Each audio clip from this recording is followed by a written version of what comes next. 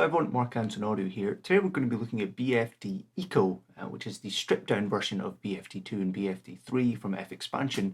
It's a bit more budget friendly and a wee bit easier to use as well. I've been using it for a few years but never really got around to do it in an overview video, so let's have a look. So this is the opening window that you'll see, an empty drum kit with lots of different pieces. You can click on each of these pieces and choose one of your preset choices.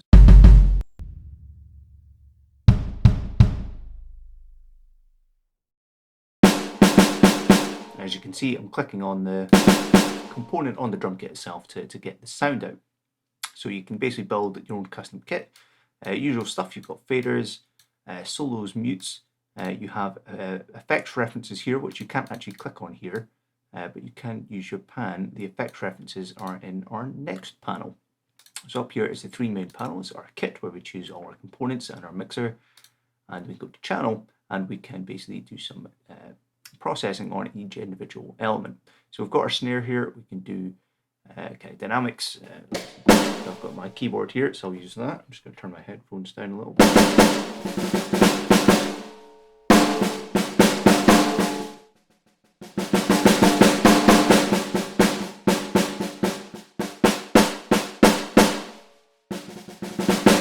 Mess with the dampening.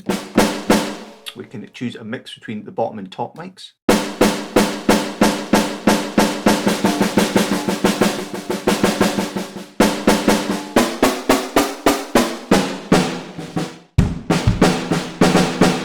Tuning, very obvious. And then we have some aux sends as well, which are references to these two elements over here, which currently don't have any effects in them. So tell you what, let's do that. So let's go to aux 1.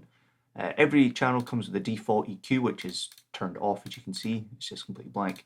But our aux 1, this is what we're looking for. FX1, let's go down here and choose, see like a big plate reverb, and go to snare and pump some aux 1 in there.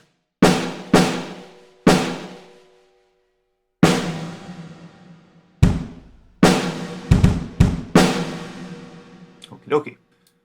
Turn it down a bit. What we can also do is mix, add the amount of snare in this case to our overheads and our room mics. So over here we have an overhead mic and a room mic. So we can choose how much of it goes to those. So if we turn those off, that's pretty much our dry microphones, and we can add in some room and how much is bled into the overheads. So if you want to go for a kind of reverberant sound but without using a reverb plugin or reverb effect, you can add in the mix of these two. Okay, so like I said earlier, each track has an EQ. You can choose kind of mixtures between bells. You can do oh, sorry, I need to hit the top button to turn it on. Sorry. We can kind of do some basic EQing. We do whatever we like, yada yada yada. There's also, I believe, a handful of presets. Apparently I don't have any presets installed. Great. You can save your own presets if you want to do that sort of stuff.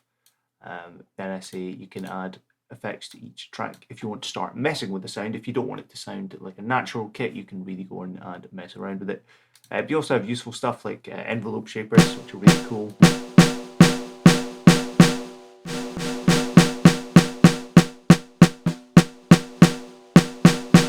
Envelope shapers are really cool. I've just started to use them in my drum mixing and they're really changing everything for me. They're really awesome. And as usual stuff like compressors, EQs, delays, and then more extravagant stuff like flangers and filter mods and even drivers, bit crushers, that sort of fun stuff. So you have all those effects for all the different channels. But what if you don't want to spend ages building up a kit or you don't even know where to start? Well, you can click up here on the presets menu and there is a ginormous list of presets which include the kit itself, which components are in the kit, and also a mix setup of them. So for example, if we take Jilly Bean over here,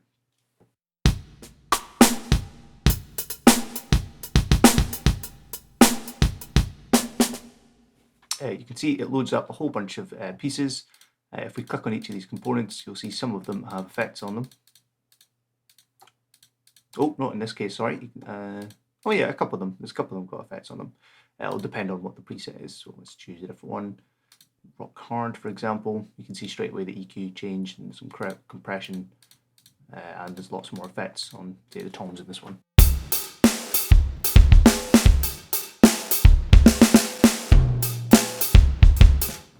I still suck at playing the pads, but whatever. But if you suck at playing the pads on your keyboard or whatever, you can go to the groove section. Right, so in here is a whole ton of preset MIDI drum beats, which you can build and stick together to create your own beat. You can do it using this little inbuilt track part here. You can go into all these different beats.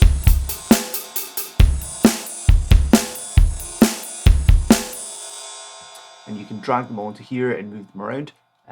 But it kind of sucks, it's kind of fidgety, so I wouldn't recommend doing it that way. What I would recommend, however, is going to grooves mode.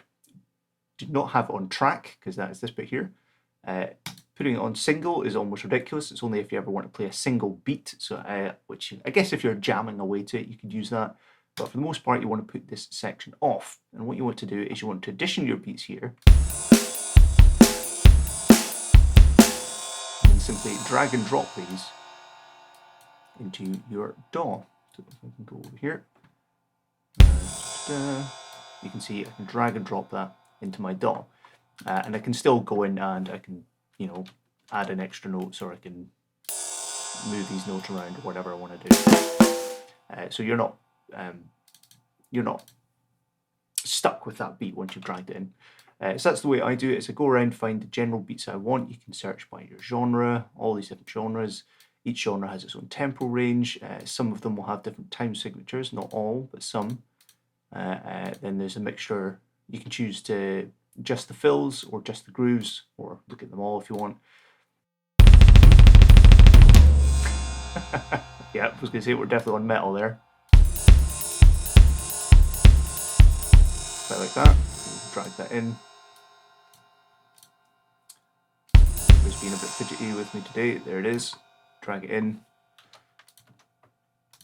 and you can then go around and customize that beat, or you can add in others. You can do what you want.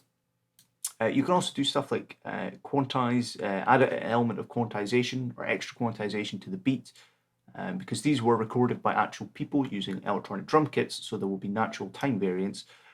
So you can, if you want, quantize that so it's more on the grid. If you're doing a more electronic style of music and you want it to be really snapped on the grid. You can also humanize the timing, which is the opposite. It nudges things even further off the grid. And you can simplify, which reduces the number of hits. If it's a very complicated fill, it'll reduce the number of hits. You can also add some swing back and forth. If that's your jam, you can do whatever you like. Cool.